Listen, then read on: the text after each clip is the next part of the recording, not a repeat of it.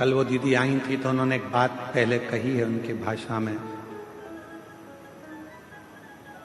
भगवान से रिश्ता, भोलेनाथ जी से रिश्ता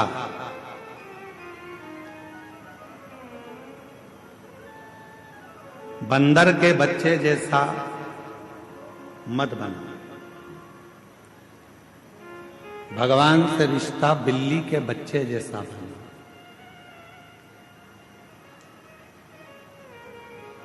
बंदर का बच्चा किस किसने देखा है? हाथ उठाओ जरा। देखा है सबने? रख लो हाथ में। बिल्ली का बच्चा किस किसने देखा है? सबने देखा है, रख लो। बंदर का बच्चा कैसा होता है? अपने मां को पकड़ के रखता है। बोलो सही है कि गलत है? बंदर का बच्चा अपनी मां को पकड़ के रखता है। और मालूम पड़े बंदर का बच्चा मां को पकड़ा है और एकदम कभी कभी ऐसा भी होता है कि मां बहुत तेज उछलती है तो बच्चा नीचे गिर जाए।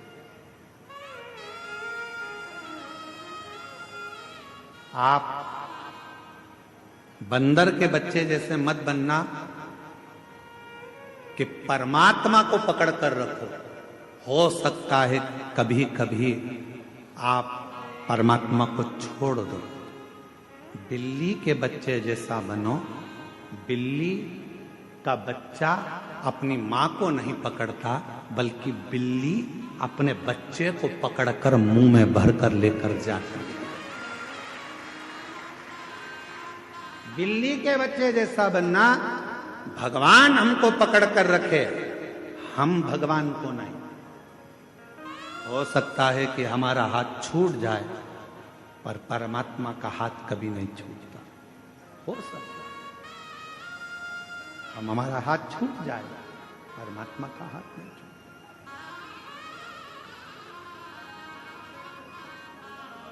और पकड़ लो हाथ त्रिपुरारी, नहीं तो डूब जाएंगे। पकड़ लो हाथ त्रिपुरारी, नहीं तो डूब जाएंगे। हमारा कुछ न बिगड़ेगा, तुम्हारी शान जाएगी। हमारा कुछ न बिगड़ेगा, तुम्हारी शान जाएगी। पकड़ लो हाथ त्रिपुरारी, नहीं तो डूब जाएगी। वो पकड़े अपने हाथ, हम उसे ना पकड़े, वो हमको पकड़े।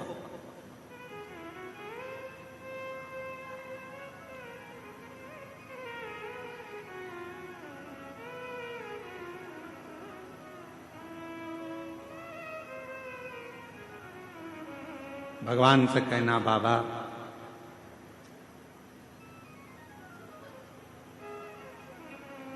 कलयुग बढ़ेगा, इस कलिकाल में दुख भी बहुत बढ़ेगा, बीमारियां बहुत बढ़ेंगी, तकलीफें बहुत बढ़ेगी, पर तू मुझे साथ कर रखना बाबा, तू मुझे पकड़ कर रखना बाबा।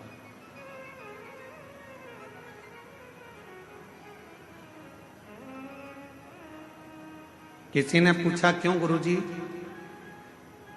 क्या आप पाप को रोक सकते हो?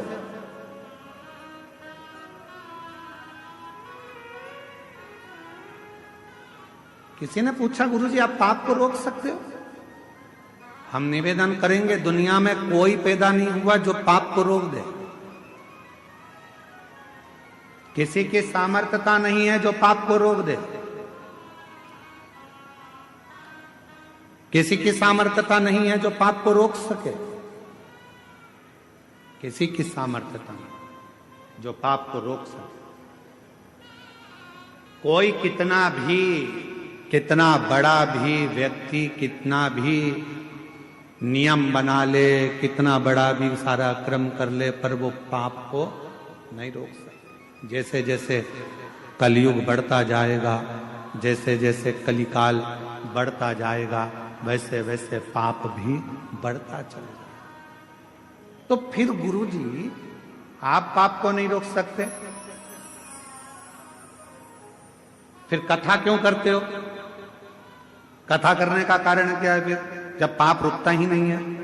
तो हमने कहा पाप को कोई नहीं रोक सकता, पर बस इतनी सी बात है, शिव महापुराण की कथा एक ऐसी कथा है जो एक बहुत बड़ा पहाड़ है, और इस पाप की गति को शिव पुराण की कथा थोड़ा स्लो कर देती है, धीमा कर देती है, इसलिए पाप थोड़ा हल्का पड़ जाता है, पाप हल्का हो गया।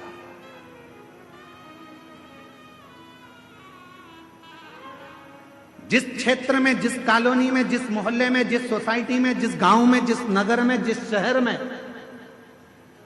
जिस शहर में, जिस नगर में, जिस गांव में, जिस खेड़े में, जिस जमीन पर, जिस जगह पर, जिस क्षेत्र में, जिस जिले में, जिस गांव में, जिस प्रदेश में, जिस जिले के अंदर, जिस गांव में शिव महापुराण की कथा होती है, कई वर्ष तक पाप की गति बढ़ नहीं पाती, पाप वहां स्लो हो जाता है, एकदम धीमा हो जाता है, एकदम पाप की गति को कम करती है शिव महापुराण की कथा। पाप रुक नहीं सकता, पाप रुकेगा नहीं, पर पाप की गति को शिव महापुराण की कथा कुछ कम कर देती, पाप की गति को भगवान की यह कथा कुछ कम कर देती है। और एक बात और अपने अंदर उतार कर रखना, जब हमारे घर से एक लोटा जल भरकर शंकर जी के मंदिर में जाता है और हम शिव जी को जल चढ़ाकर वो जल अपने घर में जब लेकर आते हैं, पूरे घर में जब छींटते हैं, तो हमारे घर में अगर कुछ पाप कर्म होने वाला भी होता है तो 14 दिन तक वो पाप कर्म अपने आप रुक जाता है।